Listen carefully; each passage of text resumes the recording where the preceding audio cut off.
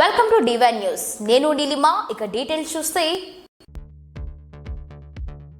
దోమల నివారణ కోసం రోగాలు ప్రబలకుండా చర్యలు తీసుకుంటున్న జీహెచ్ఎంసీ అధికారిని తనూజ.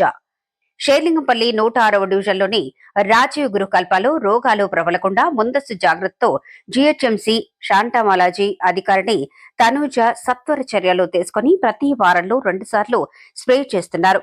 ఈ ఫలితంగా కాలనీలో దోమల నివారణతో పాటు పరిశుభ్రత ఏర్పడటంతో పాటు శాంటమాలజీ సిబ్బందికి, అధికారిని తనూజకు పాపిరెడ్డి కాలనీ, రాజీవ్ గృహకల్ప ప్రజలు అభినందనలు తెలిపారు.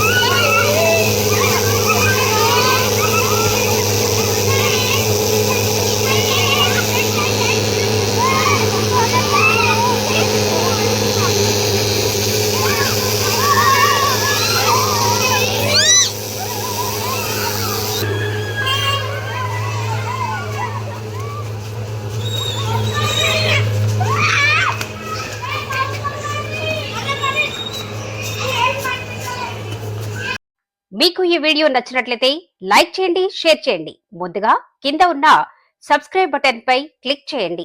ఎల్లప్పుడూ అప్డేట్ సమాచారాన్ని పొందండి.